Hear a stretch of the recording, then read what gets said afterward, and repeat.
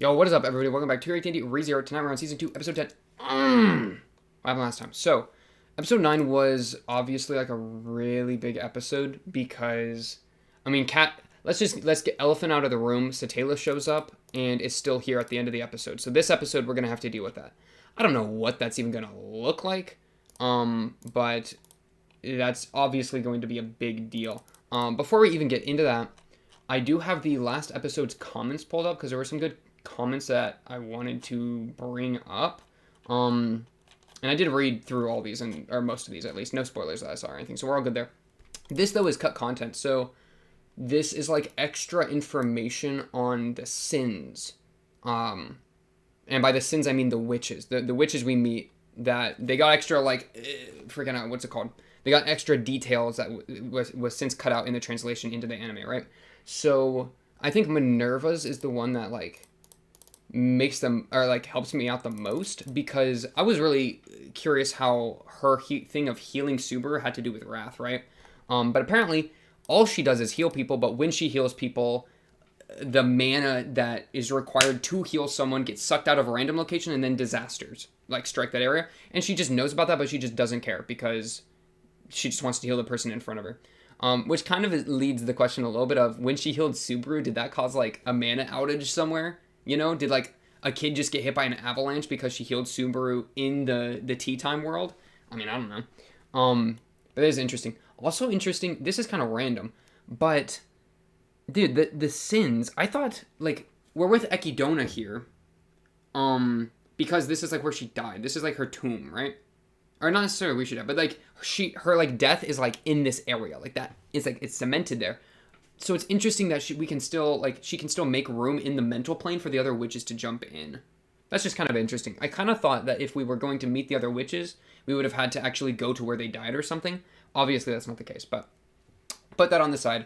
So that's cool about Minerva. And then Daphne, everything eat or be eaten, kill or be killed, totally makes sense. That's exactly where I was at. Black Serpent is literally just Giga Chad eat people. You know, eliminate hunger by eliminating people. I mean, that's like that, what's the word? Frick, I can't find the word. It's like when you, I want to maximize happiness. Well, what's the opposite of happiness? Suffering. Therefore, I have to kill everyone, and then no more suffering equals the most happiness. That, like, those lines of thought, whatever you call those, I forget the word, is like exactly what she feels like. She literally is just doing the whole, we kill people and then they're not hungry because hungry is bad. It's like, okay, yeah, hungry is bad, sure. Like, I can see where you're at there, but the leap, I'm not here for the leap, my girl. So she definitely a leaper. And then Typhon, of course, judge, jury, and executioner with the naivety of a child. Naivete, or whatever you want to pronounce that. I mean, yeah, I'm here for that. And then this is the other comment that I wanted to point out specifically.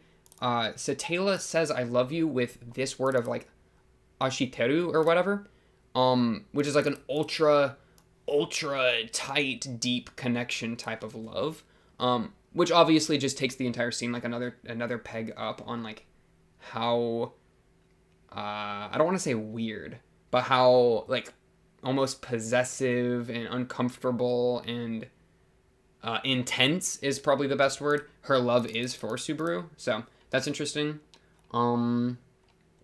But yeah, appreciate all the comments. Look at pink. Do you see I have all of them liked? I always like all the comments. Also, this was funny. Ew, she loves him. So cute. Heart. True. Actually, true. That's literally how I feel. Like, aw. Satella has a crush on Subaru. Isn't that so sweet? Okay, episode. Let me skim through this. So yeah. Great Rabbit was kind of the big deal here. Well, there were a couple big deals. I feel like there was something going on here in the beginning. Well, a lot was going on. So yeah, he was talking about return by death like 30 times to her. And she says a really important, like, really interesting line here. If you might just have a knack for seducing witches. I mean, obviously that's foreshadowing for Satella being into him. But it's like, man, what are these witches seeing in my boy Subaru? Because, I mean, I don't know. I'm not a girl, so maybe all the girls out there are like, oh, Subaru's a hottie. But I personally, I don't really see it. I mean, no offense to Subaru. He does have like some, like, he has a charm to him of being like the funny guy. and like an aloofness, and I don't know, he has his own brand of charisma. But man, for an eldritch witch, not even one, but two eldritch witches, Envy and Greed, to both, I mean, Envy obviously is super into him, but for Greed to be like, okay, I see the super, like, that's kind of a, and it's just interesting to me. I mean, apparently, maybe it's just because he's so human, you know? Like, he's not head in the, like, he's very grounded to humanity in a lot of ways, so maybe the abstract witch is, like, into that, like, opposites attract. I don't freaking know. There was a point, frick, can I remember the point? Satella. Oh, yeah. Why does Satella love Subaru? So one idea that I'm workshopping, I'm going to workshop it out loud, is that, so we know that future information is in the field in the story, right? Because of the future books, the one that, like, Betty has. And it's especially tied to the witch cult somewhat because, you know, Beetlejuice had, like, an off-brand version of it, that kind of thing. So what if, like, my question, my issue is, why would Satella love Subaru if Subaru is just, like, before pulling him into the world? Because I'm thinking she's the one that pulled him into the world. So why would she be into that? He was literally, I mean, he would call himself a loser. I would call him, he was kind of a loser. It's okay to be a loser, but that's what you are, right? A neat, shut-in, blah, blah, blah, blah, blah. Convenience store Andy, you know. I don't know, what else did he do? He didn't go to school, no education, sit in your room all day. Like, you know, not exactly prime material. And that's okay. Like, he's grown out of it, and he's, like, developed a lot, which has been super positive and super great, and that's what you should do. You know, always strive to be, like, your best self. But why, like, when he obviously wasn't his best self, why would she be into that? Why I've brought up the future thing is, what if she, like, was, like, scouring or whatever, or let's not even say scouring. What if she, like, cracked open her future book and was like, looking over here, it looks like Subaru and Amelia. Like, if Subaru is in this world or whatever, Subaru and Amelia have, like, a really tight relationship. Like, they're into each other, and that's really sweet. And then she's like, dang, wait, I'm the Witch of Envy. I'm envious of that. I want the Subaru pie. And that's why she's, like, done all the, like, that's why she fell for Subaru, you know? Or something. Like, I think there could be an element of, like, her falling in love not with who Subaru was, but the future Subaru, like, post-character development Subaru that she saw in the future, especially if that post-character development Subaru is tied to Amelia, because, you know, him being tied to Amelia and loving Amelia is something that she could be envious of really easily. So, did she fall in love with future Subaru in love with Amelia, that Subaru? Or did she fall in love with convenience store Andy Subaru? I don't know. I don't freaking know. It's just an idea. Workshopping. I told you, I'm workshopping it. Blah, blah, blah, blah, blah. Okay, yeah, more witches. Typhoon, I think it was Typhon. Typhon, Witch of Pride, little kid, terrifying, to say the least. I like the judge thing where, like, he gets judged, right? But he doesn't feel any pain. So that means that he's not bad, right? She says it herself. But at the same time, he deems himself as destroyed, right? He shatters into, like, glass shards almost, like what's the word? Ceramics. And Typhon herself says, so you see yourself as a sinner even though you're not a bad guy.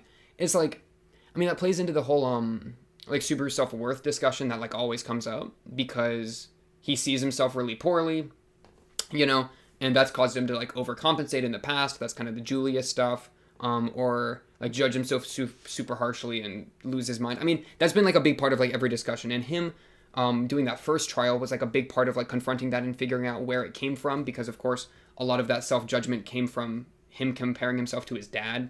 So, I mean, that's been a big part of his character. So for her to say, like, oh, you see yourself as a sinner, like, surface level, I'm like, okay, I got you. But why, like, a sinner specifically? Is this just weird wording from her? Or does he actually think he's sinned? Because I don't think he's sinned. And I don't know why he would think he's sinned other than just, like, his own definition of sin is, like, different than mine.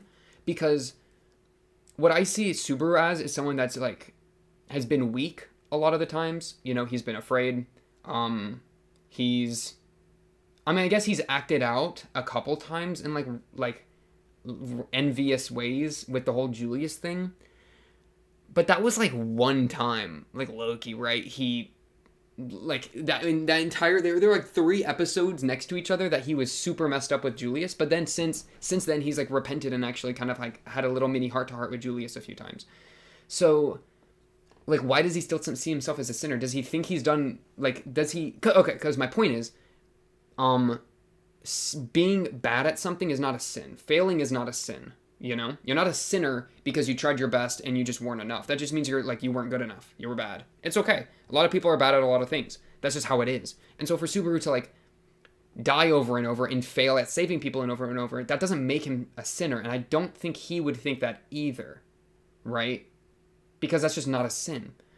So maybe he still judges himself very harshly for the behaviors with like Julius and like him wanting to run away with Ram. I mean, that could be a sin, I guess you could say. Like, I could see him branding that as a sin on himself. But man, I mean, Subaru's holding himself to like a really high standard, I feel like, which is fair to a degree. I mean, I think it's important to hold yourself to a high standard, you know, like I take responsibility, right? But you can go too far. And that is like, I don't know, man. Especially if it's leading to you getting shattered into ceramic by a demon witch child, eldritch creature. I mean, poor guy. Man, but look at this shot. Like, his entire skin just turns to, like, shards. It's so good. He looks a little goofy, though, when he actually, like... It just makes me think of a toilet, like, shattering. Have you ever seen a video of, like, a toilet being dropped from a high location? Crazy stuff. Minerva, of course, heals people by punching them. Thank you. But, I mean, when she punched him, did she just create, like, a mana hole on the other side of the continent? That now, like, a child is getting crushed by an avalanche? Thanks for that, I guess. Maybe not, though, because we are in, like, a spirit, like, a mind realm or something with the witches. I don't freaking know. Point being, she crazy with it. I do like the characterization of Wrath from that comment, though, the cut content.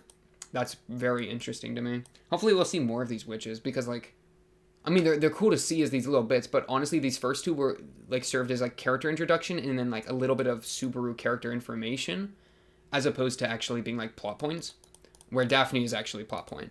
Also, I'm gonna ignore the freaking comment about the, what this thing she's in is fueled by. We're not gonna deal with that, okay? We're not gonna go there.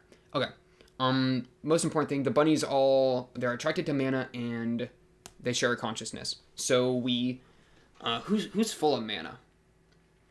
Amelia? Ram. Let's use Ram's comatose corpse. Ram's comatose body. We're going to grab it. We're going to put it in front of the rabbits. They're all going to go on it, and then we're going to do a consciousness attack, and then we win. That's my idea. Or we somehow make it so they can't, like, find mana anymore, and then they, like, starve themselves out because they're blind. Something like that. But first we got to deal with the whole Satella thing. But Subaru here has been given, like, the tools to actually address the bunny issue, so I'm here for that. Rip the whale, by the way. I do really like Daphne, though, because her entire thing of just, oh, eat. I mean, it's not like gluttony. Like, I like the way they've twisted the sins a little bit from my expectations, you know? Wrath is just acting rashly, you know? Without thinking. And just healing people. Like, healing people is good, right? But it's like, there's a cost to it that is never considered. Even if she's aware of it, you know? So, like, I like that. It's not just, like, I want to hurt people for the sake of hurting people. It's, oh, I want to help people, but, like, I'm just... Like, there's another layer of depth there that I'm really appreciative of. Typhon, of course, pride. It's, like... I mean, she's not even doing anything super prideful here. She's literally just judging him. Or, like, helping him judge himself, I guess. I'm here for that. Greed, of course, she hasn't been doing evil stuff. She just wants to know things. She just wants to know all of Subaru's life story. She wants to hear it. She wants to watch. And she wants to... I don't know. She says she wants to know everything about him. That's not evil, you know? And then same thing with Daphne. All she wants is to greed. And by greed, I mean gluttony. All she wants is just eat stuff. And have things eat other things, you know? Bunnies, they eat things and then they get eaten. Good. Snake eats people and then less hunger. Less people are hungry. That's good. It's just, it's like single track mind thinking as opposed to just evil for the sake of evil, which is appreciated. What else? Akidona, good stuff. Is she saying anything important here? I kind of don't remember this chunk. Let me just play it real quick. I'm just gonna watch a chunk of it.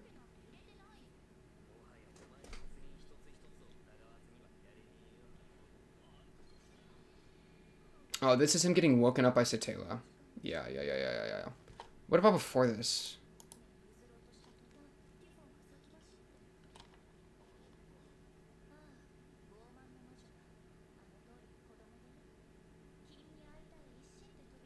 I mean, that's cute. She was so eager to meet you that she jumped out. I mean, that's cute. That's fun. I'm fine with that. Yeah, she's pretty much just asking, like, how do you feel about that in regards to all the witches that showed up? So, that's all fine. And then, of course, important point, our meetings with Ekidono, we're probably only going to meet one more time, if that, because it gets harder each... Oh, wait, the handkerchief. I forgot about the handkerchief. Holy crap. Yes, wait, this is so important to me.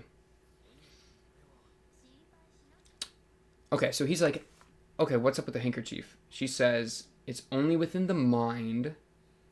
It won't be gone. So I'm not actually taking the handkerchief, like physically. And I agree on that. The one who gave you this did so out of a heartfelt concern. True. It was Petra. It was very adorable. It wouldn't do to ridicule that sentiment. Because, yeah, he's saying, how was it payment? And she says, okay, there was a lot of thought put into it. So, like, they don't lessen it. Perhaps a bit of meddling as well. Like, what is she taking? Because I'm really worried that she's taking, like, the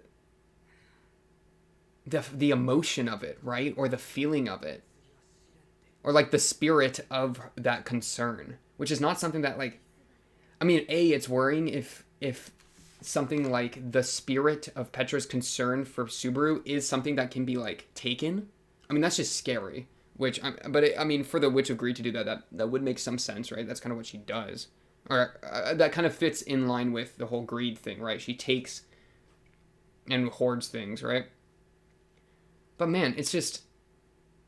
What did he lose? Because obviously he lost something. But it wasn't the handkerchief. It's like the thought behind the handkerchief. I don't know. It's crazy. And then she says, oh, come back and I'll tell you something special. And he wakes up. Where's Amelia? Great question. She's probably dead and or has been inhabited by the Satella. Satella, of course, shows up, says how much she loves Subaru. Which is great news.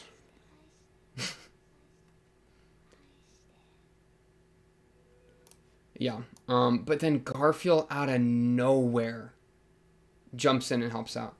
And then I feel like, yeah, the episode ends when Satella starts going towards the manor. Oh yeah, and then Roswell is getting juiced up. Let me hear this one more time. He's not at all worried about Satella showing up. That just shows how much, like, info he knows, you know?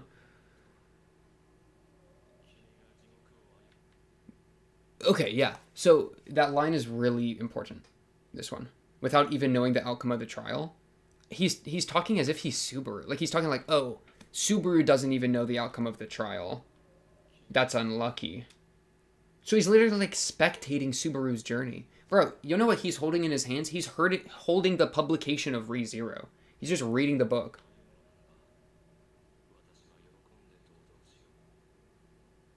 Roswell is the audience. Audience insert.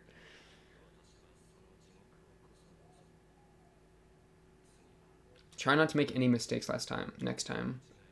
So he doesn't want Subaru to keep screwing up. The whole future book thing just causes me worry. Though it's also, like, really helpful if Roswell, who's, like, seems to be kind of on our team mostly, right? If Roswell is getting flooded by Satella energy and he's not sweating, that means that Satella's appearance isn't a big deal. Like, in the grand scheme. It's kind of a grand scheme thing.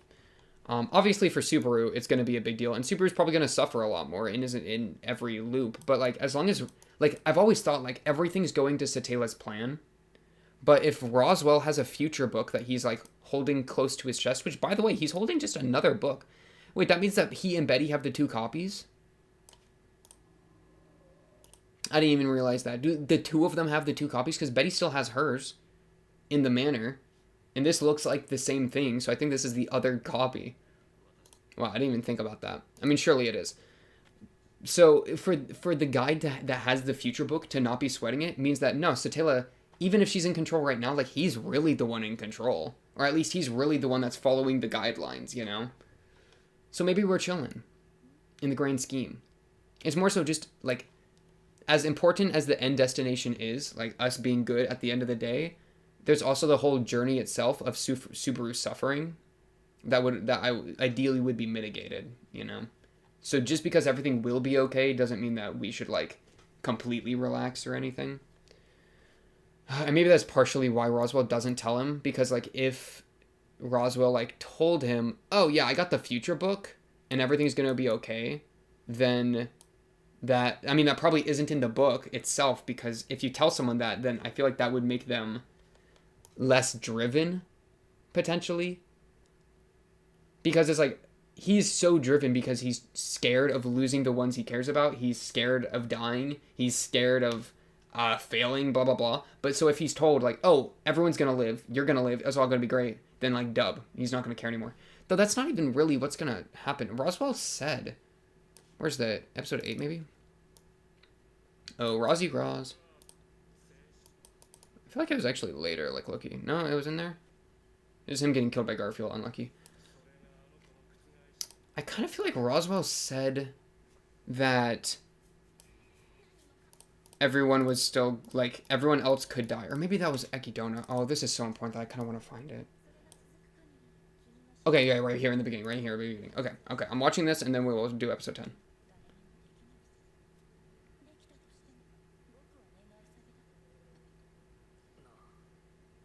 I do think Echidna knows that,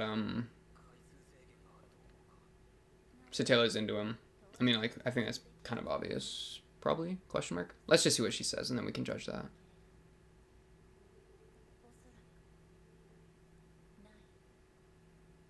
No limit. Terrifying. A terrifying situation. I mean, if Satella got what she wanted, he might literally just be trapped and live forever with her. I mean, that could be really bad for him. Where you don't even have the out of death. Like, you're literally, your entire existence is just being this witch's husband.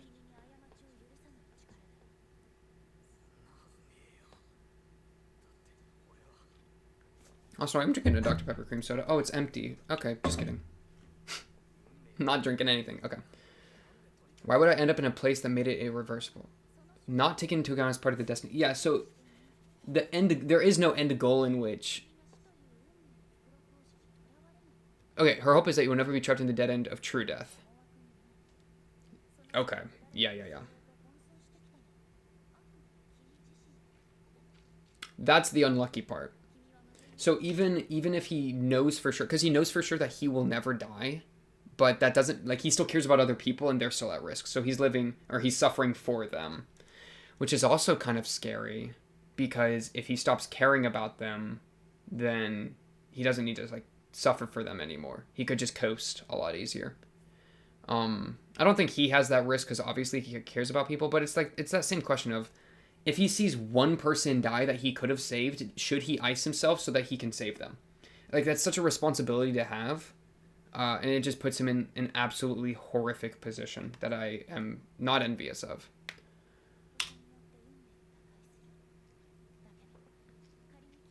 If you do change destiny at the expense of many sacrifices...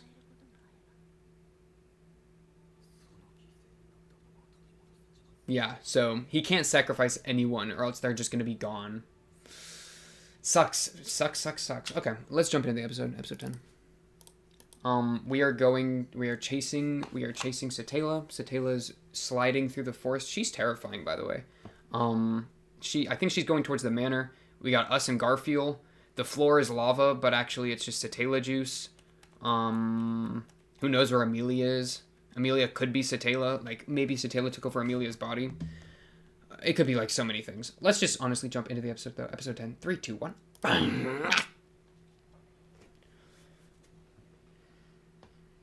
Oh, don't tell me she's fast.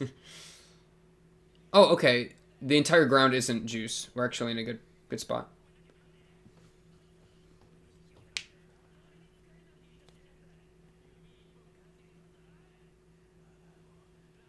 Old Hag and Ram and everyone else already got swallowed. Okay, good. But Garfield got away. That's my boy Garfield right there. He only killed a bunch of innocent civilians once.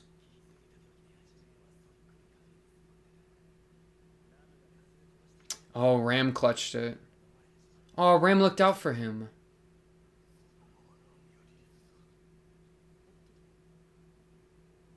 And Amelia, yeah.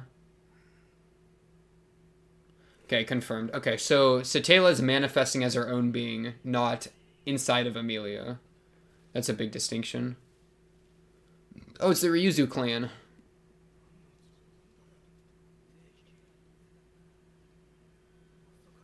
Yeah. We've only seen this in the ED or the OP, right? They ain't her.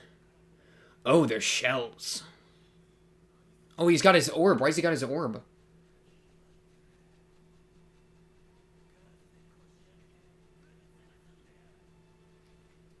Well, the orb is like a beast transformation.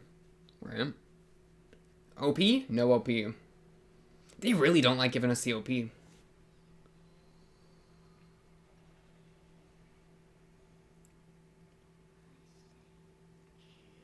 Dude, she has no other lines. Oh, he's beast transforming. Okay, yeah. He's not like using it on her. Get her! Oh. Okay, no, yeah, we got her. I mean, what are we gonna do? Oh, they're just bombs.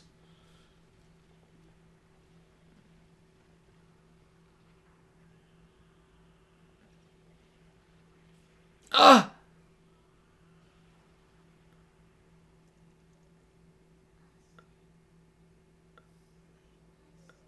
Garfield just got one-tapped.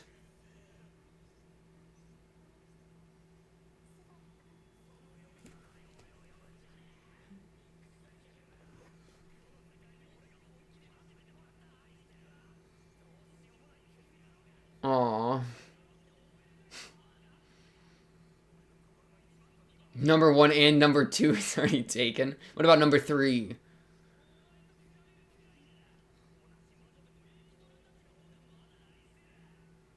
Ooh. That's gonna piss her off.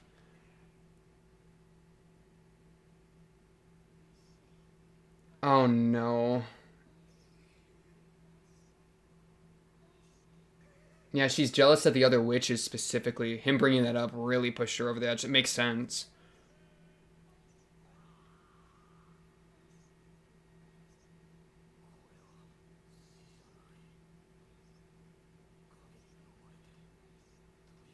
Okay, this is just worst case scenario pretty much. Yeah, literally.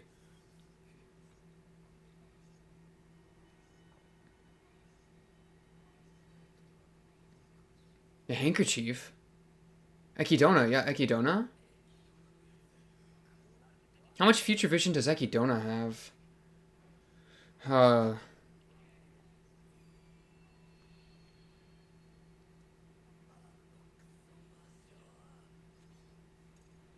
Oh, dagger. Oh, suicide dagger. How does that make you feel? He would rather kill himself than be with you.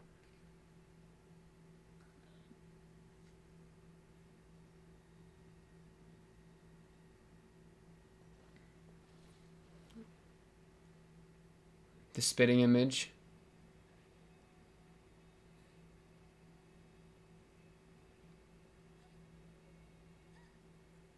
I feel bad for her, but she's just a monster, is she not?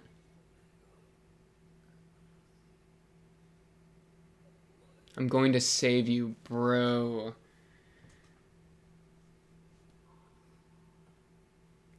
I don't know how you're gonna save her. That's a big ask. I don't know about that one, man. I don't know about that one. Amelia's there, right? Amelia check? Thank goodness. Dude, how are you gonna save her?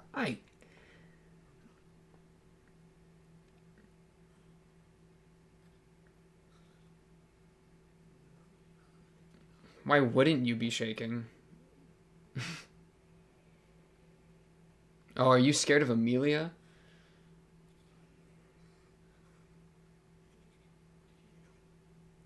Dang. Spitting image.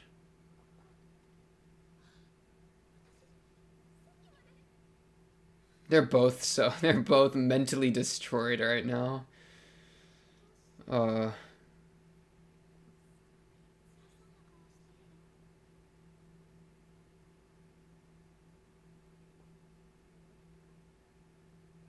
Dude, could Satella just show up again if she wanted? Or does it solely rely on him? Surely it relies on him saying the return by death, right? And him spamming in Ekidona's mind place got him screwed up. I mean, surely that's the case. Else, why wouldn't she just appear all the time, you know?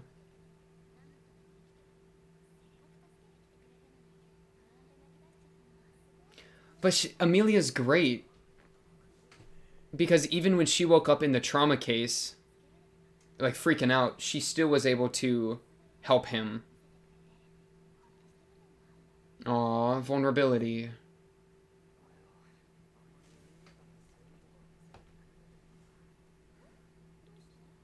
It's embarrassing.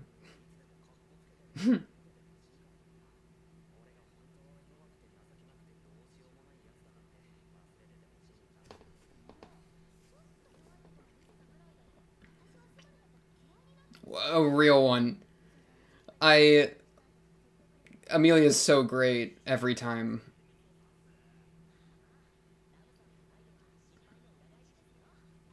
True. Garfield, why are you looking at me like that?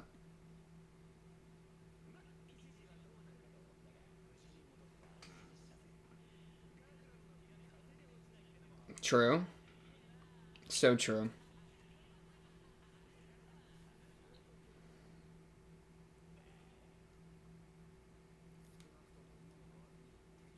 He's so unpredictable. Yeah, neutral stance. Exactly good. Yeah. What I can test and what I can bring back? Whoa. That line of thinking is slightly worrying to me.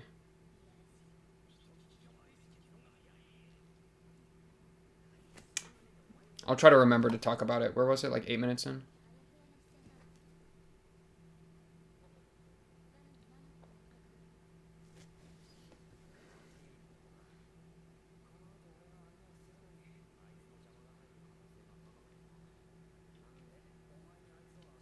Romance him.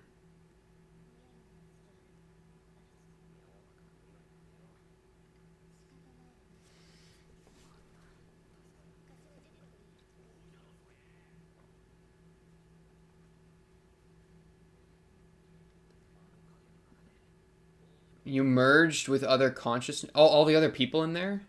Yeah, everyone got sucked in there. Oh, that's crazy. Bring back more than my own life is worth. Including... Well, Garfield got, like, annihilated. What even is that? Pretty much the entire village, though. Plus, like, Amelia, plus, you know, Ram, etc. Roswell, too. Oh, is that the handkerchief heart? A butterfly wing. Echidna.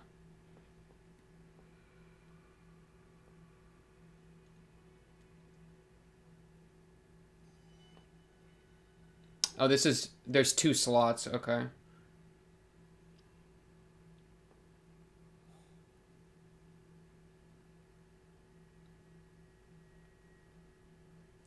Super, where are we? Oh, okay. Interesting. The frozen Ryuzu.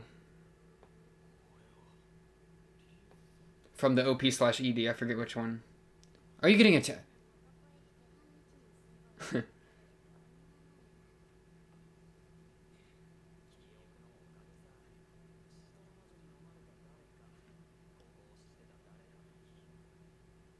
Yeah, because she got munched.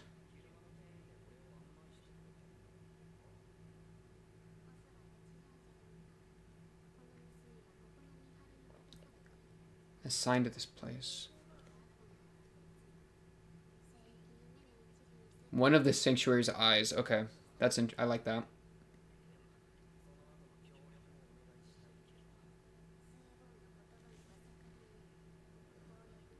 Apostle of Greed.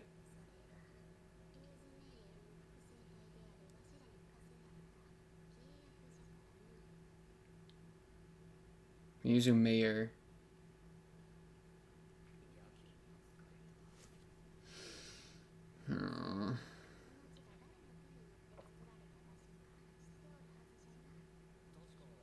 Oh, wait, this little Ryuzu shell is so cute, holding on to him.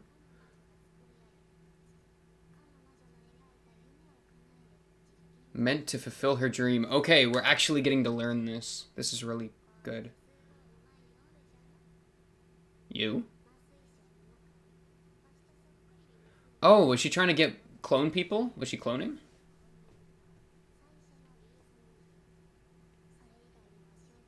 Oh, wow. She didn't want just one Ryuzu, she wanted two Ryuzus, so she kept cloning them. That's very greedy. Yeah, you're sentient enough.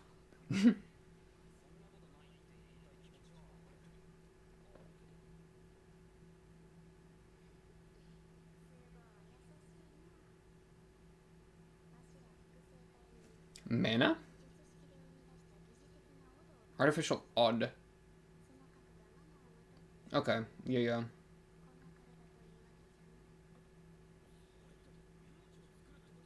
So it's like a mana replica of a person.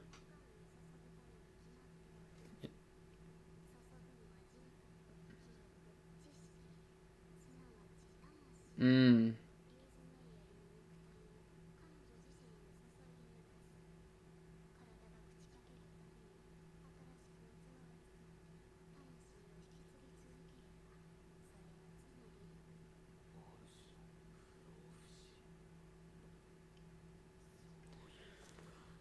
Hmm. Who? Wait, what do you mean? Oh, they're both... Okay, yeah.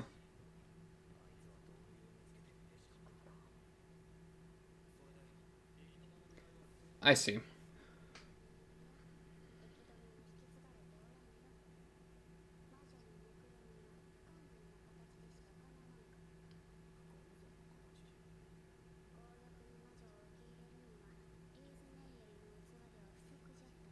Vessel, big word.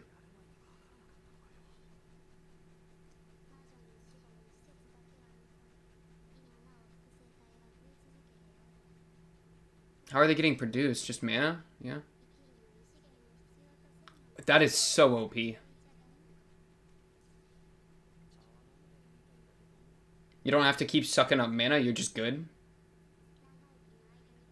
Aww.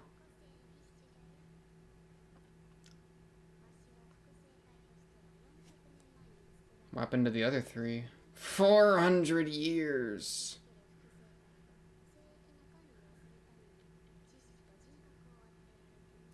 Dude, it's just a production plant. That was not what I was expecting at all.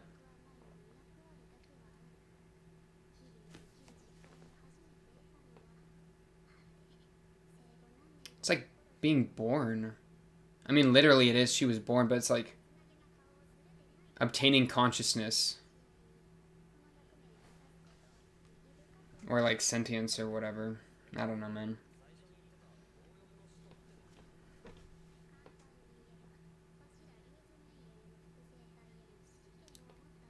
Command. Okay, yeah. You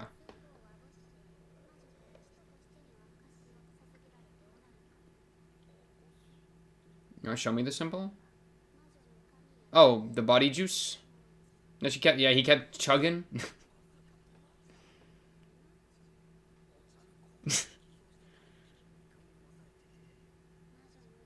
Yes.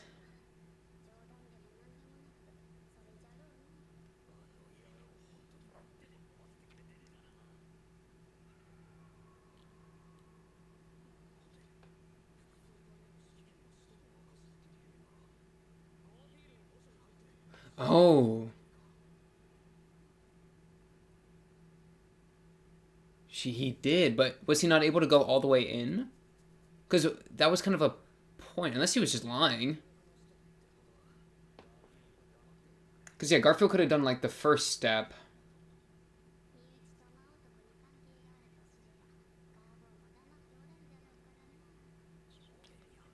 relative through the apostle, I guess. I did not see that line. Okay, 15. I'll have to catch that.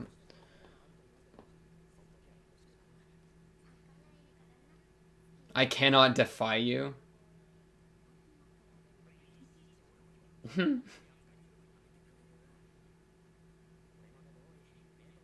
No, give Subaru a Garfield hug pillow. I would like that. That'd be good. Dude, I was not ready for that information dump.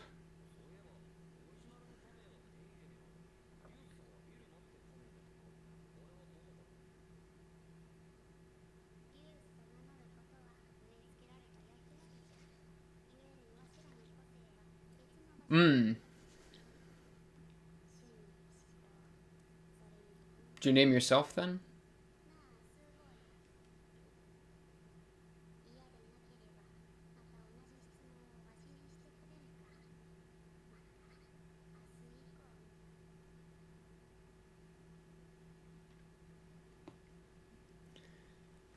Okay. Before the rabbit swarm. Yeah, I don't blame you. Oh, Amelia. The moon ray is really, really highlighting you right now.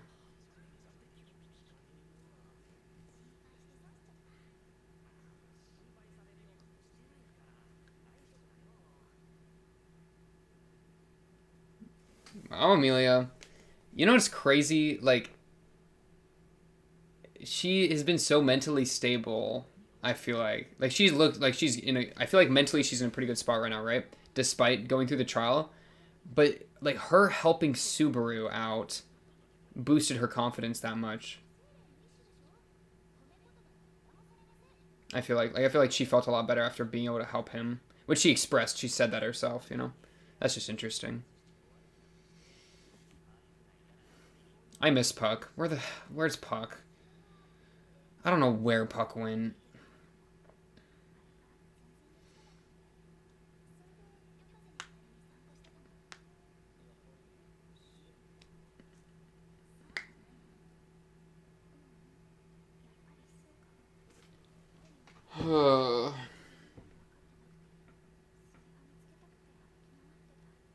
That's fair. Nightwalk OP. Me too. Me too. I don't know what that means. A pinch hitter? What?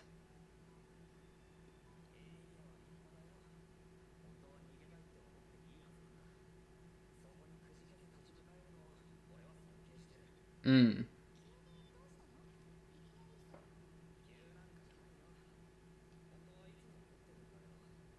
Aw. Words of affirmation.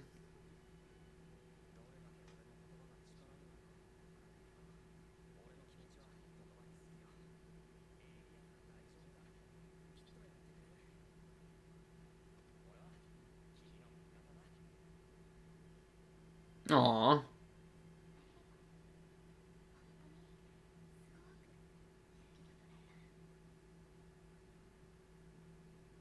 Okay. Is she gonna be able to actually do the trial for once? I don't know, man. Otto, what is happening? Are you about to get killed? I just don't trust this show, man.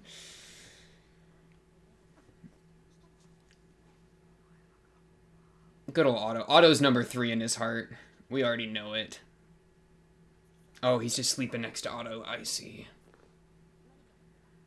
Aw, thanks, Otto. Bruh. Shut up, people are trying to sleep, dog.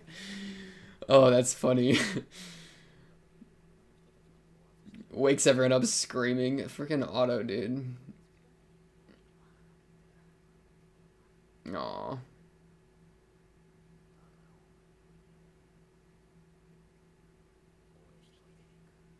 Alone to the manor? What's your play? What's your play?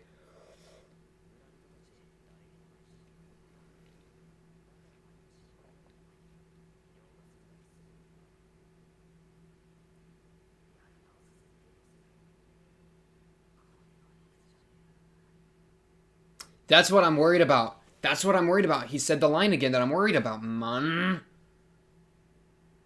If he... Oh, he was being watched by a Ryuzu clone.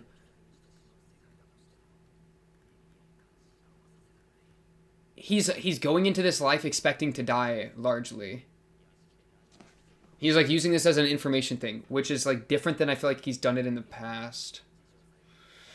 Oh.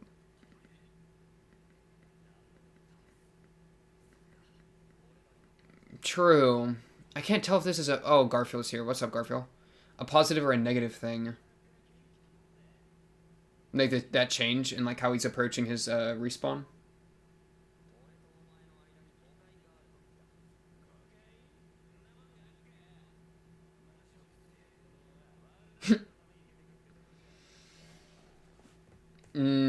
I won't deny smelling bad. Best line of the series.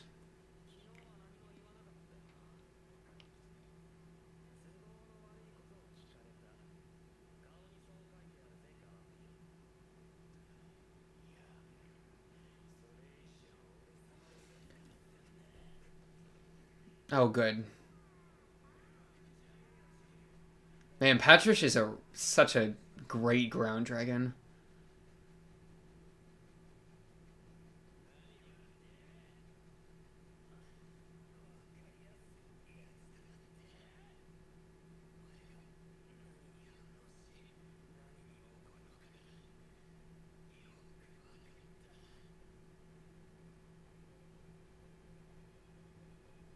For what?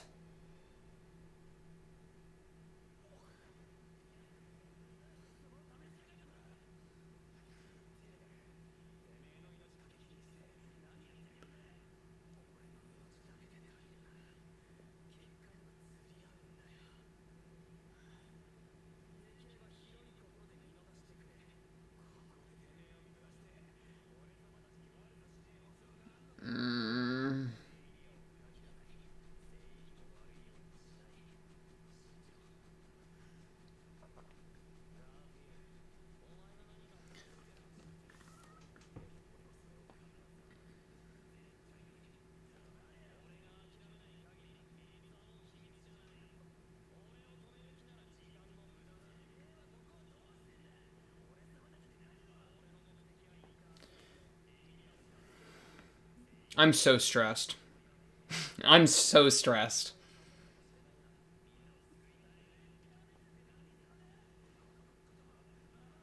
He does. But he's flexing that he's going to know more. Which means he's willing to use his deaths as information gathering. Okay, funny words from Garfield. You don't know what pain and suffering is to Super? He's like the only guy that knows. Well, not only, but... He knows more than anyone else.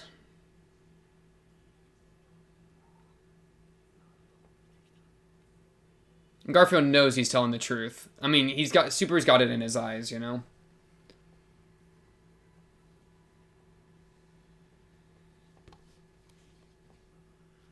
I think there might be an after credit. I'm the only one who needs to. Self-sack mentality. I'm here to be the one that travels in hell. Oh, that worries me, my boy. Why are we... Oh, wow, there's more. Okay.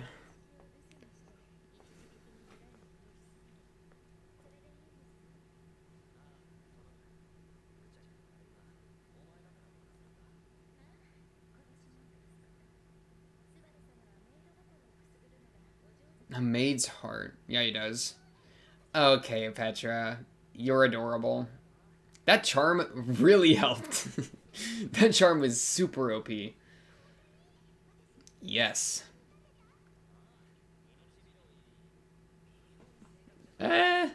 Saved his death, maybe you could say. Yeah, you want to go on a date? Yeah.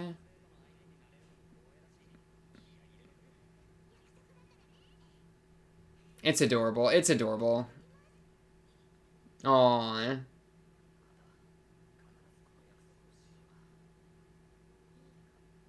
She is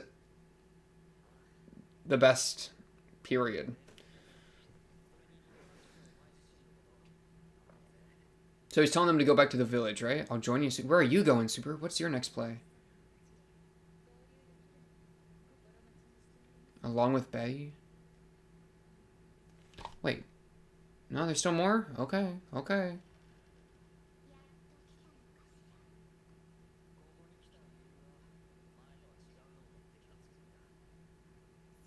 Then last time, do as you wish. Dude. Okay. What are you gonna say to Betty here? The end of a contract? Okay. I will truly be set free? What are you talking about? Is unlucky? Oh, it's ironic. Okay. And then the episode. Dude, I don't... Am I... Okay. Okay. Okay. Betty, what are you talking about? Okay. Okay. Okay. Okay. Shut your mouth. The end of a contract. Okay, so... Does Betty have cross death vision? Cross return by death vision? Why is she talking like this? Wait, did he say the line? There was a line he was supposed to say from Roswell. Did he say the line? No, he says, I'm here for a different reason than last time. What was the line from Roswell? No, did he say the line? If he said the line, then my question's answered. No. I'm here for a different reason than last time. What was he supposed to say to her? Roswell, I need you right now. Okay. Helping hand. She's not a witch cultist. Do you appreciate that? Doesn't have a gospel. It's a future book. Honestly, let's just listen to all this. There's 2 copies that exist in the world. He's got the other one. Both of them have it. That's so OP. Because he was literally showing it off in the episode 9 ED, or post-credit.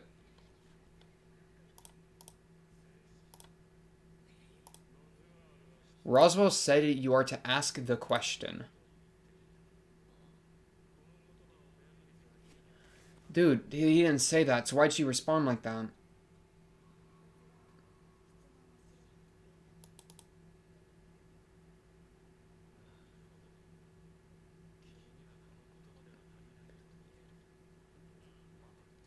Dude, there's so many puppet masters. I just feel like Roswell's puppet mastering everything, but also Satella, and also Echidna, and I am that person. He doesn't use either of these lines, though. Wait, get Peaches to ask the question. That person, I think, referring to him having returned by death. Okay. Frick. Okay. So, I'll voice my concerns, because I'm aware that right now, I probably look like I'm losing my mind a little bit, which I am. My concerns. Here's my concerns. He shows up to Betty, right? And what does he say? She says, "You're finally here, I suppose." Right? He says, "I'm here for a totally different reason, or I'm here for a different reason than last time." Right? In this life, he hasn't talked to Betty yet during like all this crazy stuff, you know? So, and he doesn't use any of the Roswell like special dialogue.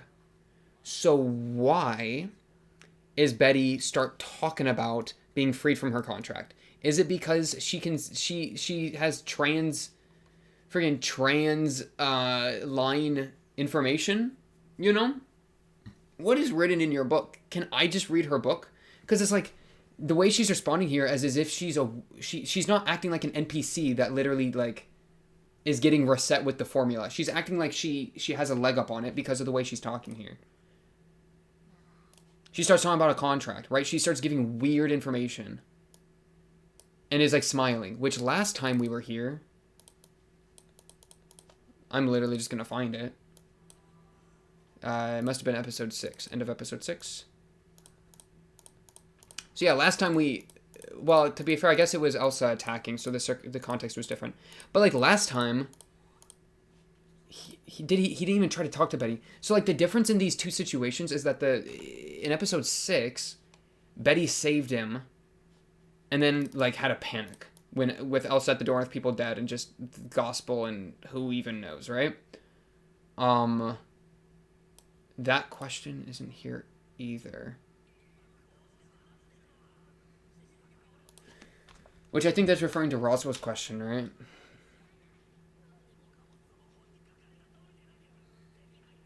Like, man, and the thing that's got me messed up is that the witch stuff, trying to figure out all the witch stuff has been like an entire thing in itself, but trying to throw in future vision just collapses my brain cells. Because yeah, the issue I'm having, let me just verbalize. Okay. Thought, brain to mouth. The issue I'm having is that in episode 6, the talk we have with Betty is so different than the one we have at the end of episode 10 that I feel like Betty has information beyond outside the timelines, right?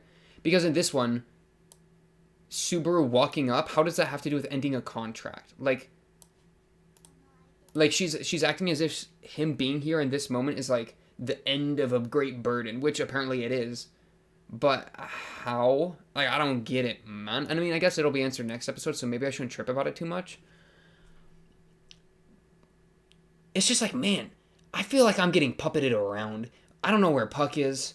I don't know what Roswell's doing. Like, Roswell, like, has future vision. She has future vision. I don't know what the the book has in it. His wording, Roswell's wording, is as if there's, like, I feel like the book has a, like, chosen one written into it, right? Because Roswell said the term, like, I'm that guy, or whatever. Like he told Subaru to say that. And so I think there's a chosen one with Return by Death written into the book. And then, but they didn't know who it was. But now they've figured out it's Subaru. So that's why she's acting this way towards Subaru, because she knows that he's the one that's going to break the contract. The contract being, like, protect the manor until the chosen one arrives. And so it's ironic for her that Subaru, out of all people, is the chosen one. I mean, that's just, I guess, where I'm at. It's just crazy to me, like, I don't know why she started talking about the contract here. Why was his entry, like, he hasn't spat the words yet. He hasn't spat the bars. So, like, what's got her acting like this?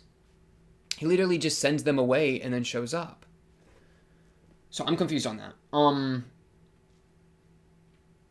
Dude, season 2 has been so packed. Also, like, okay, so Garfield got absolutely rolled and smoked by Satella. At least he went out fighting. Worst case scenario. Why does he say he's gonna save her? Let's talk about that. That's interesting.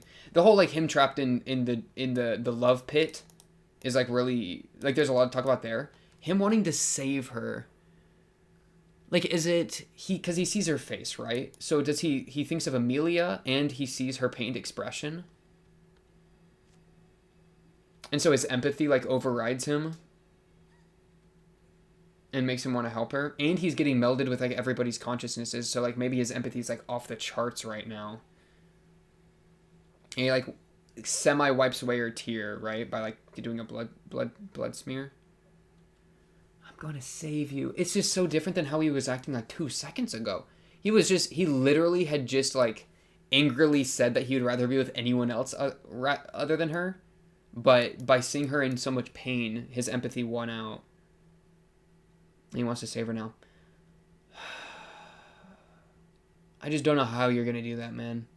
That's just like, there comes a point that it's just beyond your scope. And it's like, because I mean, saving someone like Ram is, not even Ram. Let's not even talk about Ram. Amelia dies. Him wanting to save Amelia, like, he has the ability to save Amelia. So, like, for him to want to do that, I'm like, perfectly reasonable. Go for it. For him to want to save the being that this entire world hates and that has, like, caused rampage on this entire world, save the being that has, like, cursed him with the Return by Death, save the being that has, like, crushed Amelia's heart and, like, heart grabbed him, like, 70 times. Man, it's starting to get outside of your realm of expertise, outside of what's even remotely realistic for you, I feel like. Like, is this really something you want to burden yourself with? Like, do you really think you can do this? I mean, he's talking with his heart. He's not talking with his brain. Because, I think he's just empathizing with her. Especially because she looks like Amelia. But, man, that's just crazy to me. It's not even that she wants to love him, she also wants to be loved. I mean, that's just kind of sad. Like, it is kind of sad. Like, I feel for her. I just don't know what she is. So it's hard. It's just weird. It's just a weird situation. I mean, obviously, let's, like, cat out of the bag. She isn't someone that is loving in a good way, right? Obviously, this is unhealthy, blah, blah, blah. But it's like wreaked in this desperation. It's like, okay, if you're a witch of envy, you're so bad at getting someone to fall in love with you. Like, if you, she doesn't know that taking him into into her shadows is like the opposite of what's going to get him to love her. Actually, I might be wrong though, because it is actually, he wants to save her by the end of it. I don't know. It's just like, for someone that wants Subaru to fall in love with her, she's not very good at making Subaru fall in love with her. Which just has to do with her being envious, right? It's not, she's not good at the thing. In the same way that pride isn't good at judging people, you could argue, or that like gluttony isn't good at curing hunger, other than in like a very like ulterior, or frick, what's the word? It's on the tip of my tongue. I still can't find it. Outside of like realistic ways, or Wrath is the best example. Minerva like isn't good at saving people, because whenever she saves someone, she dooms a bunch of other people. So like for Envy to want Subaru to love her so bad, and to love Subaru so much, but be unable to like cause the relationship to form. I mean, it's like that tragic fate that kind of makes sense based on the other witches. I guess that's just what I'm trying to say, is that it sucks for her, and that I kind of feel for her. But at the same time, like, maybe don't do war crimes on the entire planet. Like, the entire planet hates you, so I'm not going to want to save you. Like, some people maybe are just beyond saving. Like, Subaru, like, I think she's beyond saving. I think if the witch cult is literally in her name, man. And, like, you've been working... I guess it's also, though, that he's been working with the other witches. So, like, he's kind of grown to be able to empathize with, like, at least Ekidona. So maybe that empathy is, like, carrying over. I mean, it makes sense for his character. I'm not saying it doesn't make sense. I'm just saying, like, it's just going to lead him to more pain. Which I guess is just what he does at this point. Now, for the thing that actually has me really worried is the way Subaru is treating his life. Because I've made a very clear point many times that Subaru treats each of his lives as if that's his life. Like, he never throws it away for something, unless it's like he's at the razor's edge and like he needs to throw it away to save somebody else. But he never goes into a life being like, okay, I'm going to use this life for information, and then I'll die, and then I'll respawn. He's never done that. He's always done the best he can. And only given up on the life when he feels like he has to save someone, you know? And so, but this time he's treating it a little different. He's being a little less careful with his life, I feel like. Where does he say? He says it twice. Yeah. Now I just need to work out what I can test and what I can bring back. So he's literally using this life as a test, I think. And it's not even that he's using it like that, as much as he's walking into his life with the idea of, okay, I'm testing things. He's not living this life as if it's his one life. He's living this life as if he has future lives to live, but he's not doing it because he's been pushed to a razor's edge. He's doing it out the gate. That's completely different than how he's been doing it previously.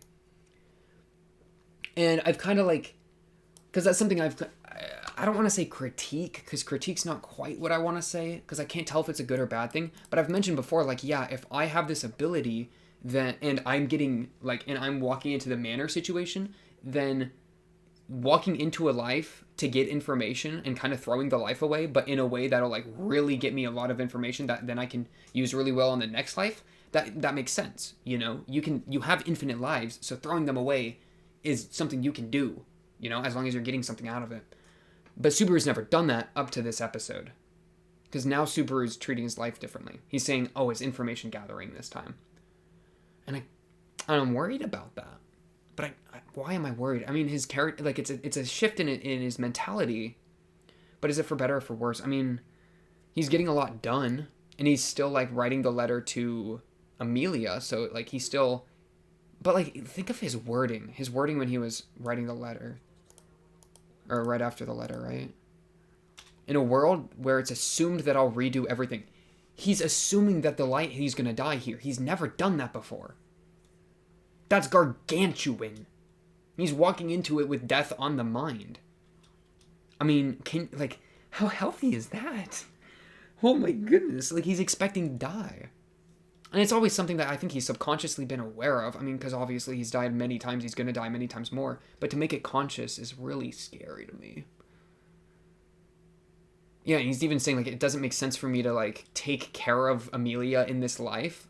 Like, he's, like, the way he's treating his life makes it so that logically writing a note to Amelia to make her feel better isn't part of the plan anymore. That's worrying, you know? He's not treating the life with the, with, like, the respect or the care. I feel like there's, like, less care put into the life other than as a tool. And so, like, if he starts treating his lives like a tool, then, like, is that going to have negative consequences on his outlook on life, like, even more than he's had in the past? Because obviously he's had a lot of problems with that stuff in the past. You know, the whole, like, what comes to mind is him, like, crying out saying, like, don't leave me, you know, because he keeps getting left behind whenever he dies. But man, for him to logically and consciously be talking about it like this, I mean, is giving him, like, a level of, like, confidence and, like, almost apathy that's, like, really strong, I feel like. Because I feel like he was able to maneuver this situation with Garfield especially well because he went into this life thinking, oh, I'm gonna die and I'm gonna help Amelia, but if I die, I die. Like, this is an information gathering one. So he, like, that gave him, like, a level of confidence that let him throw Garfield off his game and let him spit bars of, I've seen hell. His last little monologue is worrying as well. I'm the only one who needs to know hell. On one hand, respectable, because it's like, okay, he has suffered. He's gazed into the abyss, if you want to say whatever. He's gone through hell. So for him to say nobody else should go through what I've gone through, that's, like, respectable and that's admirable. But it's very, like, martyrdom, you know, of I am the scapegoat. I'm the one that will take the burdens. I'm like, shoot. That is kind of a power pose him on Patrish there. But then for him to say, that's what I'm here for. Like, my purpose is to be the one to take on the burdens. My purpose is to be the only one that walks through hell. It's another thing of, like, his outlook on himself and his lives has shifted. He treats his lives as tools more so. He's doing that consciously. And he's treating himself as a martyr or as almost like a sacrifice. I mean, think about, this is probably a direct response to Ekidona, because Ekidona was saying, if you use people as sacrifices, then you'll never, and then you reset, or, like, you go past the point. Or the way Return by Death works, she explained, was that using other people as sacrifices, they will stay as sacrifices. You're the variable. You're the one that's important, right? So I think in response to that, he says, okay, I'm the only sacrifice that can be ever made. I am the only one that has to walk through hell. That is my purpose. That is how I will use this ability that I have, this curse, you know? And while I kind of agree with him, but, like, part of, I think, of what has made him so resilient and has kept him sane is him treating his lives the way he's treated them. I'm worried that this shift in his approach on his own life and his own purpose is going to cause him to spiral in a bad way. Because man has a tendency to spiral. For good reason. In context, it totally makes sense. It's not a dig against his character.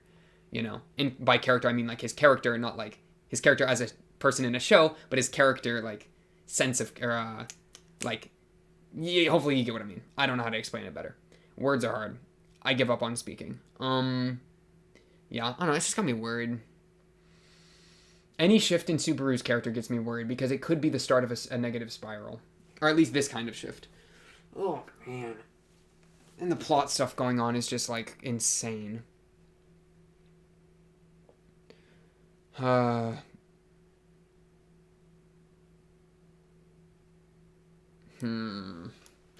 I don't know. Because it's like the sanctity of life. I guess that's what I'm thinking of, you know? Because if you treat your life as a tool as opposed to being something that's like sacred, which I think is what he's doing, then that might cause you to lose something abstract and intangible. Okay. What else can I talk about? Oh yeah, the entire thing here. Low-key just want to rewatch it. So this ice Ryuzu is the first original Ryuzu. The Ryuzu we've met is the one of 4 successful clones of Ryuzu that has like its own something close to sentience, but it's made out of mana. And then all the other Ryuzus everywhere are empty shells that are like empty clones that can explode in bombs or whatever. Or maybe they were just getting killed and then their mana was bursting out, right? But they're just a bunch of empty shells. The point, I got confused, not gonna lie, on a couple things. One, it's so cute that this Ryuzu is holding onto him for like comfort or whatever. Like, aw, do you have a little bit of soul in you? The thing that confused me is what the soul's made out of, honestly. So let's run that back. Yeah, and so he used the memory of Ryuzu to like find this place or whatever. I'm just gonna watch this entire clip.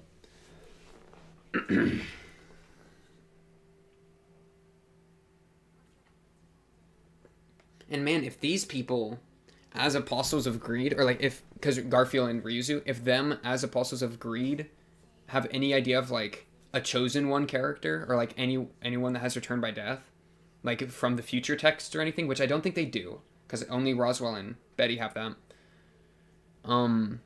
Then Subaru finding this location so quickly and speaking the way he's speaking, obviously he's that guy. She talks about contract here. Let me run that back. What did you mention, contract? I shall not ignore your request, Apostle of Greed. That is what has been written in the contract. Okay, so they can't refuse his request because he's an Apostle of Greed.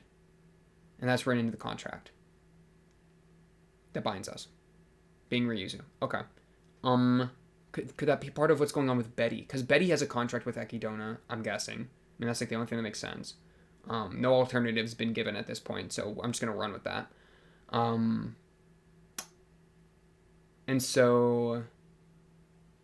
she has a contract, obviously. So maybe... Well, okay, when did Subaru get Apostle of Greed status? What was it that gave him Apostle of Greed status?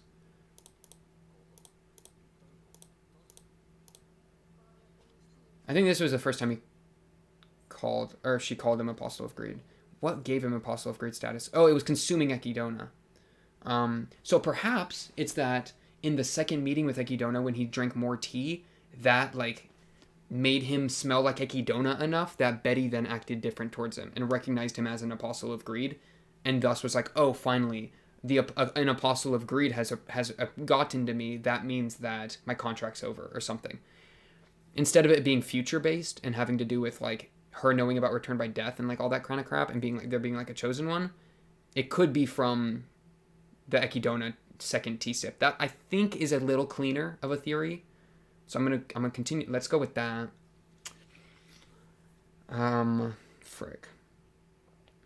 Yeah, because I mean, now Ryuzu recognizes Subaru as Apostle of Greed. So surely Betty does it. That's why Betty's acting differently. Betty also recognizes that. I like that. Let's go with that.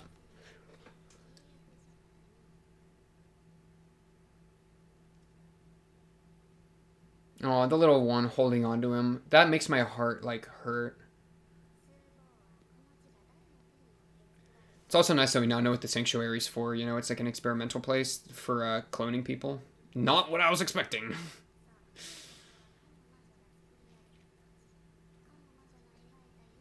Her dream was to clone people. Or was it clone herself for immortality?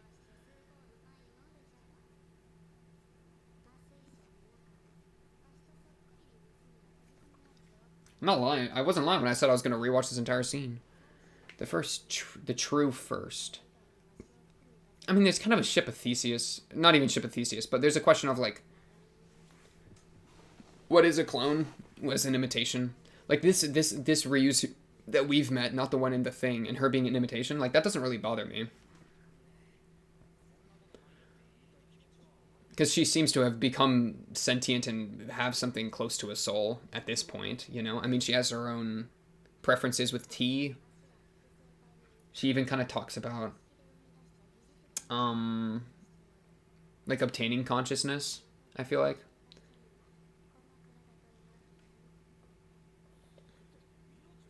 And Subaru says creating life. I mean, so that presumes that she's alive. To add something. Add personalities, memories, and knowledge. Add a soul. She filled Ryuzu Meyer's body with her own being.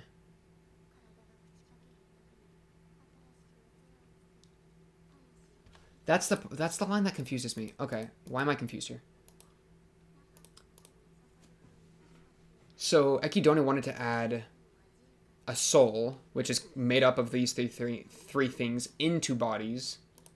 So she filled Ryuzu Meyer's body. I'm assuming that means the OG Ryuzu's body with her own being.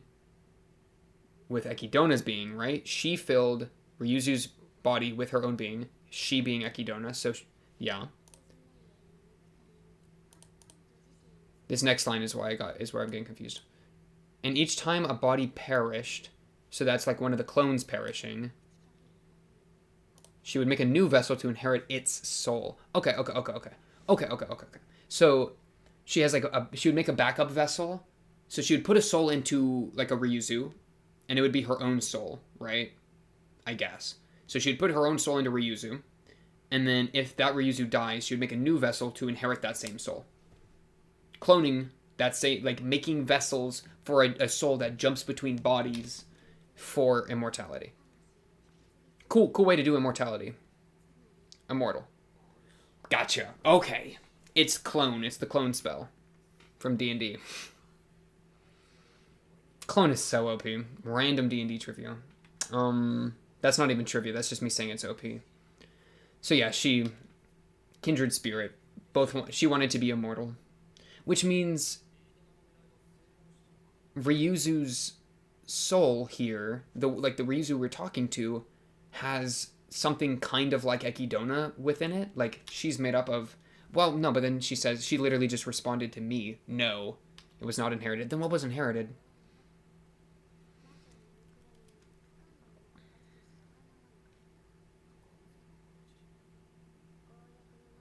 Insufficient vessel.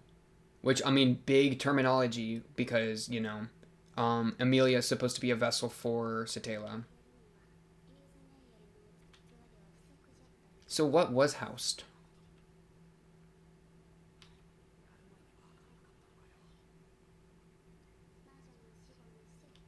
After the witch's death, this facility remains. More copies continue to be produced. Why are copies still being produced? Why not shut down production? I mean, Ekidona's dead. Her soul's in another location. It's not like she could jump in anymore, right? Maybe she's trying to revive, but maybe they're just still making more copies because they have nothing else to do. Bro, no wonder the rabbits are gonna come here. The rabbits are coming here because there's a million Ryuzus that are literally made out of mana, and the rabbits eat mana. They see mana, and that's what they go towards. So Ryuzu's literally ultra bait for the bunnies, bro. But no, yeah, and this is where I'm like, okay, I don't really care that much if you're an imitation. If you're able to pick up an individual quirk, such as I like to drink tea, that's pretty sentient to me. On top of being able to like have a conversation with me, I'm chill. I'm good with that. Like, it's like, I don't know, like a jellyfish that reproduces asexually and they just copy themselves. It's not like the next jellyfish is like not a real alive jellyfish. It's just a copy of the first one. Like, being a copy doesn't mean that you're not alive or that you don't have a soul or that you don't blah blah blah blah. So yeah, I'm totally fine with you being an imitation copy of someone else. Doesn't mean anything to me as long as you're not like an empty shell like the other Ryuzus. That's a different situation. There's also the whole improper thing, like improper. It was like an improper ritual. The transfer like didn't completely work, so you can maybe argue that that makes her like less sentient, less alive, less whatever, but we won't worry about that because she seems pretty reasonable here. Like in term, like she seems pretty alive, pretty blah blah blah. She's holding a conversation. She has quirks, blah blah blah.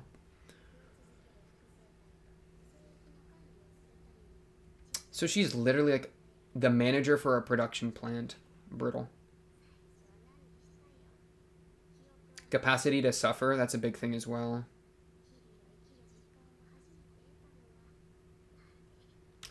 How many years passed before I truly felt as if I were alive? I mean, dude, that makes me think of babies.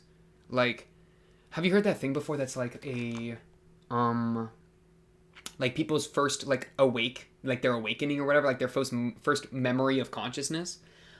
I personally don't really think I have one of those. I have like a guess for what my first memory is, but it feels kind of vague, so I'm not gonna like say that like I have a consciousness waking up memory. But I've heard before stories of people like saying that, oh yeah, I remember when I first like when my sentience woke up. Maybe they're completely lying, but maybe that's like actually a thing. But it's like like is there a point from like human starts as like baby little fetus in the tummy, right? And then you get born, and then you do your own, and then you grow up and you grow up and you grow up, right? Where's the point? Is there a point of sentience where it's like, oh, boom, now you're sentient? And if so, like where is it? Or is it just a gradient and you become more and more and more sentient like as you grow up? Is there like or is there like that spark of like thinking, that spark of brain, right? Because like I don't know. I pointed over there because I thought my cat was over there. No cat over there. If like a cat has its own personality and quirks or whatever, but it's not like a sentient thinking animal, like creature on the same level as a human, obviously.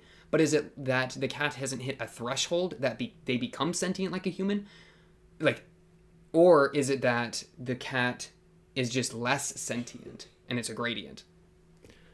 Because here it's like she has a moment, like a coming to spirit moment, or a coming to consciousness moment where she first feels alive. Or well, she was conscious beforehand, I guess, because she was working a job, but she had no memories. But there was a point where like it clicked and she was like, oh yeah, now I'm starting to be alive now. So I don't know, that's just so interesting to me. And it's like that moment, like before that moment, or before that period, because it wasn't necessarily a moment, was it? Before that thing. Let me find the line right. Was she alive? Was she sentient? Was she conscious? And I keep using those words interchangeably. I should really be more responsible and say like use the words correctly. I'm not gonna correct that now because I don't want to do that. But I know before I truly felt as if I were alive. So yeah, before she felt like she was alive, what was she? You know, was she just like a machine carrying out the task of management? That's just crazy. I don't know, man. And it does kind of have some ramifications for the rest of the Ryuzus. Like the Ryuzu clones. How should we treat them? Should we treat them as alive? Should we make sure they get out okay of a fight? Or should we be willing to sacrifice them because they're nothing? Like, where do we draw the line, man?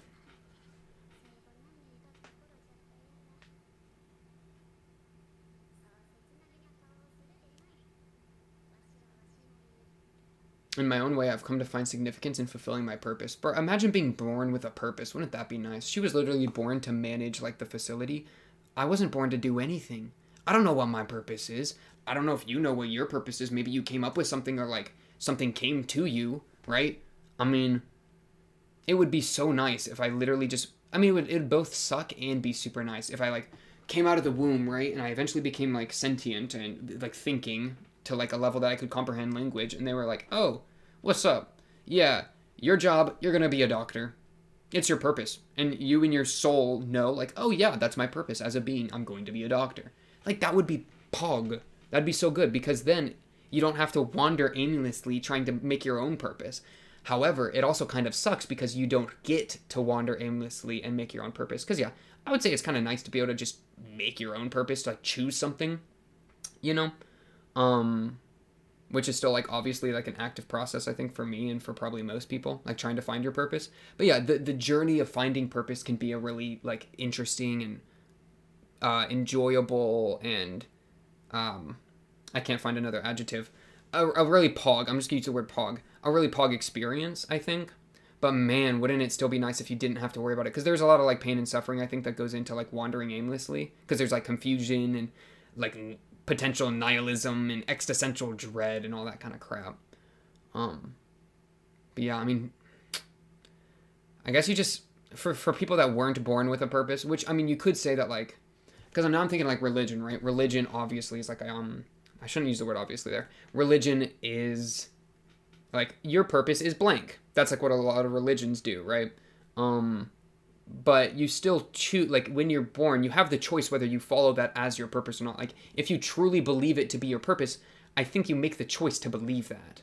Somewhat. I mean, you could argue that you don't make the choice to believe things, but let's shelf that. We don't want to worry about that right now. But like if you end up choosing what to believe. You choose what your purpose is out of like options. I could choose a bunch of religions. I could deny those religions and choose like I want to become a great artist. Like that's my calling in life or whatever.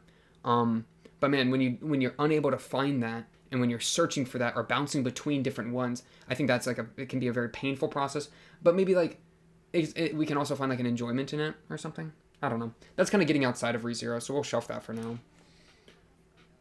It's always like a big question for me, like how much, because like obviously I'm here to talk, right? That's like my job right now. That's my purpose, if you will, right now. Like how much do I talk about the show versus do I talk about like whatever random junk I go onto? Like I don't. How much do I tangent? How much should I tangent? Should I talk about ReZero? I mean, obviously this is about ReZero primarily, but like, or should I be trying to use ReZero as like a tool in some sort of bigger process or bigger project of bringing contemplation and thought, or of doing contemplation and thought. I don't know what to do. I don't know what to do. I'm lost. I'm a ship without a compass. I don't know. Let's just keep talking about ReZero, because that's something that we can focus on. But I don't know. It's a good question. It's something I've been thinking about recently, of like how much should I talk about the show versus should I like escape from the show and talk about big themes that like have to do with the show? Like how far can you tangent, Because I mean, there's people out there that are making like 4-hour long reactions. Maybe I'm being a bit hyperbolic there, but there are some really long ones out there for some like shows that are decently short, and like that's really impressive. Like I'm here for that. And obviously like this is like a 20-minute show, and this is probably going to be like a good hour or so. So like I'm kind of doing that on like not as much as a lot of people, but like I'm kind of doing that on my own. I mean, I'm thinking like what, Teaboo, Semblance of Sanity. Those are probably the big two I'm thinking of that do that the most. I don't really watch. I don't know. I do watch a lot of reactions, but not enough that I can list more names. Point being though, like watching through some of those other people, it's like how like. A lot of the times they're talking about the show, and they can go really deep into that. But I feel like a lot of times they're also talking about like bigger themes that are like spinning off the show and like kind of doing their own thing. And that's like a really interesting and good conversation. But it's like I can't tell like what this place should be. Is this a place that I should freaking only talk about the show and really try to dissect it and keep it nice and compact there, or is this a place that I should like spin off into my own thing and try to like, I don't know, explore my own thoughts and use these shows as a way to do that? Like how, like it's almost like a thing of like, should I try to like discuss the show, like, or use the show as a tool, and or should I try to like look at the show more objectively, or how subjective should I get with my discussion of the show? How much should I let it spin off into my own crap? I don't know, man. And there is no answer. There's no should. Like, should by whose standards? By, like, y'all's standards? Because, I mean, y'all will have opinions on that, sure. And, like, the general audience... I'm going on the tangent 100%, by the way. Screw ReZero at this point. I'll get back to it. But, like, the meta for YouTube, right? If we wanted to say, like, should by whose standards, if we're doing it by, like, YouTube audience demographic, then the meta for reaction content, in my opinion, is, like, super cut down... like quick stuff. Like you got the 20-minute show, we cut it down with intro, watching the show, discussion, to 15 minutes, slap it on YouTube, Patreon for the full thing, boom. I think that's the meta right now. Because it's just quick and you get your fix and you hit all the pog moments, and you whatever funny or interesting things people say, you can really boil it down to the best stuff, and it's like the most efficient. It's like the most dense, right? As opposed to what I do, where I literally just ramble as much as I can for like a really long period of time. Like if I wanted, I could go through and I could boil it down and only keep in parts that I think was actually like contributing to higher level thought, instead of me just rambling or being silent. Like you could do that. I don't do that for like a couple reasons I could go into. But like if we were saying by the standards of the meta of YouTube, then the like super cut down stuff I think would be the meta. That's what we should do. But obviously that's not what I'm doing. That's not what a lot of people are doing. They're like trying to make these really long, like there's some people making these really long things, and I don't know, some people that just watch the show, and like I've seen people that literally, and no offense to them, like do whatever style you want. Like who am I to judge, right? I'm just some dude. But there are people that will literally, they'll like talk about the show for 5 minutes, then they'll watch the show and they'll just be dead silent. They'll just,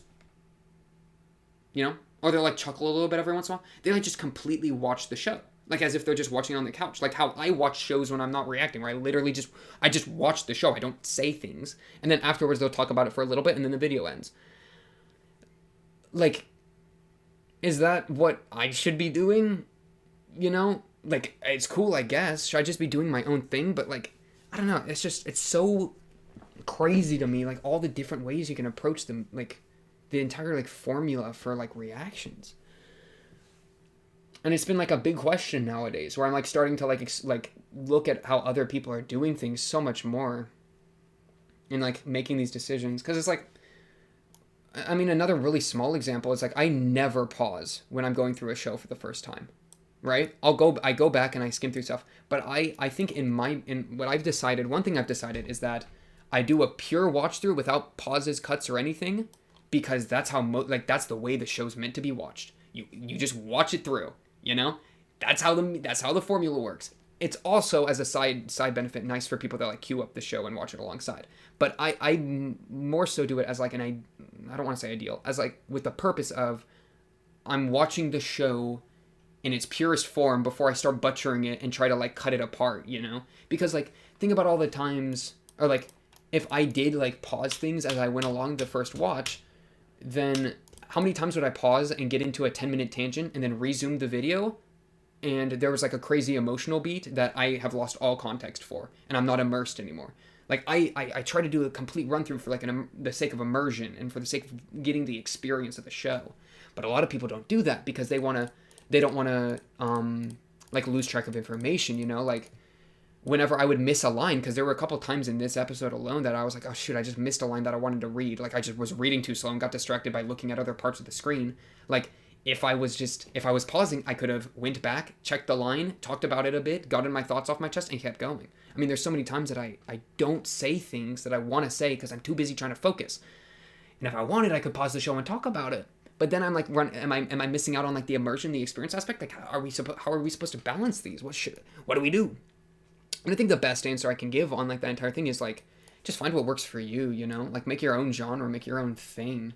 Just because other people are cutting down their stuff and doing like the boiled down, dense, super hyper efficient like content, 15 minutes for like an hour-long movie, which honestly I've seen. Actually, I was gonna say I was being hyperbolic, but no, I've seen that kind of thing. They'll have like super long stuff cut down that thin, and it's just crazy to me. But like, is that what, like, I don't want to do that, so I'm not gonna do that. I'm not gonna be pressured by that, because that's not like what feels right to me. That's not how I want to do it. But man, I'm a person that's very, I try to like use what other people think a lot, because I try not to be so full of myself that I'm like the end all be all. Like I'm a flawed human. My ideas aren't perfect, right? There are times that I've like approaches I've made into even like reaction stuff that then I've later like thought was a bad idea, and like people have like I've talked to people about, and then I've changed it therefore. Like it's a process. It's not like what am I trying to say? I also try to look to how other people do things for guidance, and I think that's important too. So it's like you're trying to make your own thing, but you're also trying to look at other people's things and make sure your own things are right. Frick, it's just crazy, man. And you can apply this to like anything, art. You can have your own style of art, but it being completely your own doesn't somehow make it good. I mean, it can be good by your own standards, I guess, but like, I don't know, man. Who are you making the art for at that point? Are you making it for yourself or for other people? If you're making it for yourself, then make the style that's most appealing for yourself. But if you're making it for other people, then look at what other people like. Same thing for this. Like, am I making this video for myself so that I can experience the show in a different way? Am I making this for myself so that I can go back and look how I responded to certain pieces of media? Because I have done that, right? Like, some of my favorite parts of certain shows, like, on a whim, I'll go back and I'll watch the video and I'll skip to the part and I'll be like, what did I say when I watched this in the moment? Like, how was that for past me? you know? It's like a catalog. It's like a home video, you know?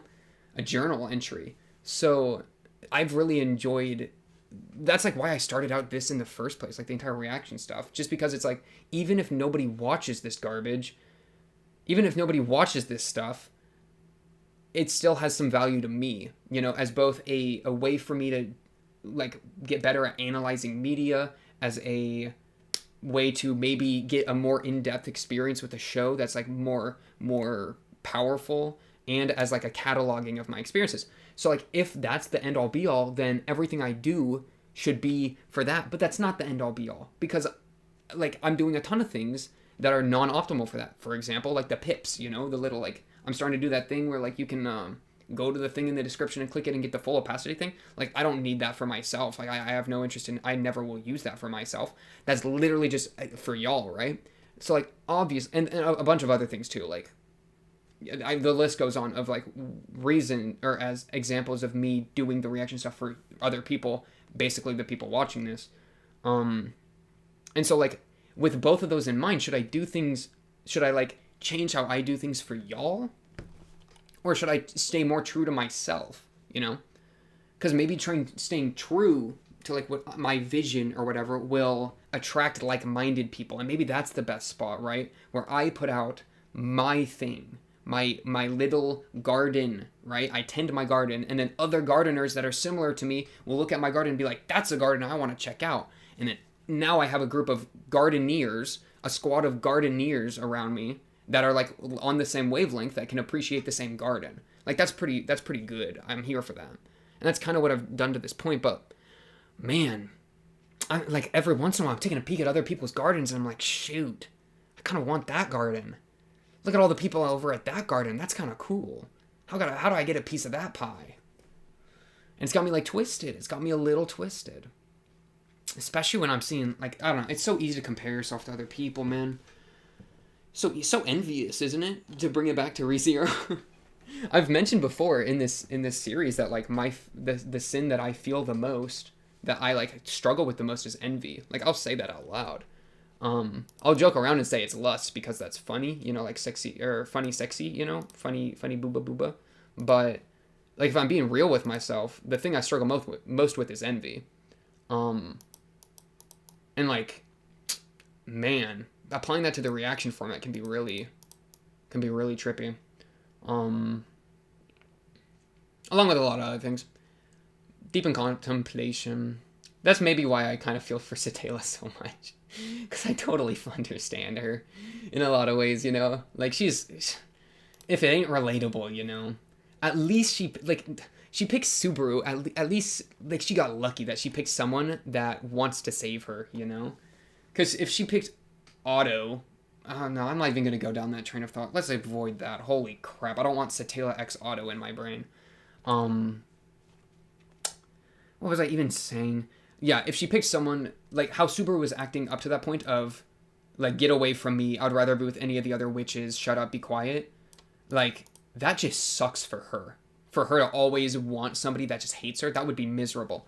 So for him to in his dying moments, to actually want to help her and to feel bad for her and to empathize with her in the way he did, both because she looks pained and because she shares Amelia's features. I mean, she picked well in that regard. Maybe that's one reason she fell for him so much, because he's someone that his humanity will let him see humanity and use his humanity and his empathy even in an eldritch being like a witch, you know? I mean, that's crazy. And that's to be not to be undersold.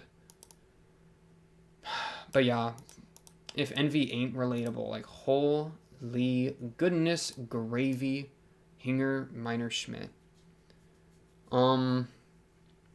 What else? Words of affirmation for Amelia. Amelia, what? I like the vulnerability line. I kind of want to see that again. Where is it? It was here, I think.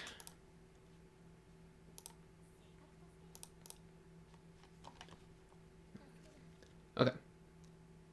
Yeah, because he went in to help her and then literally had mental collapse because, you know, all his dying stuff is catching up to him. The whole Satella situation messed him up. But I feel like Amelia got such a kick out of him being vulnerable to her. which is like, I love that so much. That is so wholesome. She's relieved that he feels comfortable enough with her to be vulnerable. That's relationship goals right now. That's goals. That's goals. If somebody, because I'm somebody, I love it when people are vulnerable with me because that's proof of our relationship. Like, that's so good, right? Like, you and I are so tight that you're willing to share this with me. Something that you might not even share with other people. Like, that's so powerful to me. And that's exactly what she's talking about. She is so, like, she gains a lot of mental stability because, you know, she just came out of a brutal trial. She gains a lot of mental stability in just him leveling, or him being vulnerable with her. I think that's such a good character trait for her to have. That is so sweet, so wholesome. And of course, can't blame Subaru. He doesn't want to be the lap pillow crying mess all the time.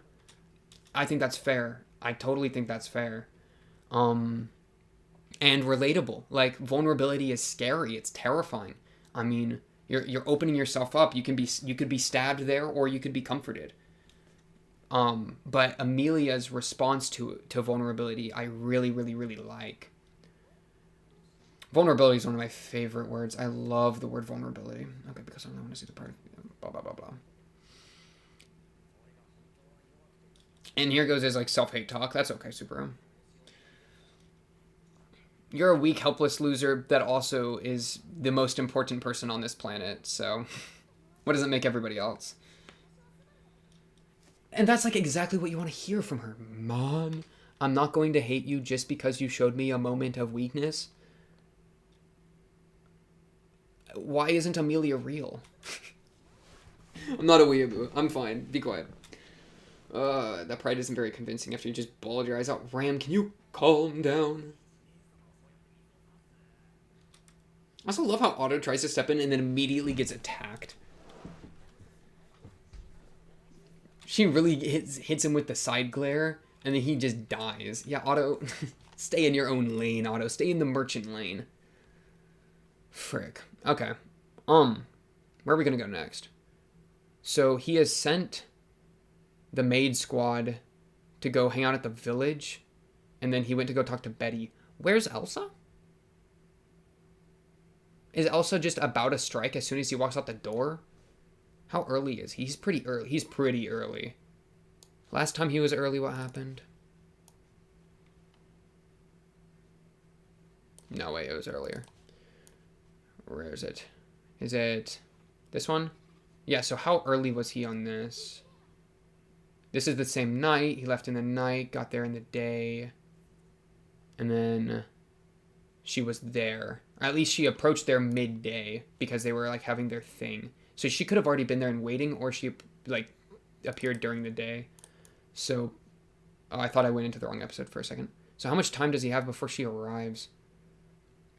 Okay, well, surely it's, he has he might have, like, a couple hours. Or, like, a minor amount of time before Elsa shows up. Or Elsa could already be there and just be waiting for the right moment to strike. But at least the maid squad is gone, so it's just him and Betty, and Betty seems to be in a really good headspace, ready to, like, save the day. So I think we're honestly in a really good situation. Honestly, though, that'll probably do it for this episode 10 of ReZero. On to the next, episode 11. Of course, if you like the video, subscribe. If you're new, if you made it all the way in, I do appreciate it. Not that many people do, especially at the end of this one, which got very off topic, you know. So I appreciate you if you made it all the way through. No small feat. But yeah, I do appreciate that. Of course, comment down below if you have anything to say, anything you want to talk about with the show. If you are trying to get in contact with me more directly, Discord is usually the way to go. But until then, until the next episode, that's all I really got for you tonight. I'll be seeing you then. Peace.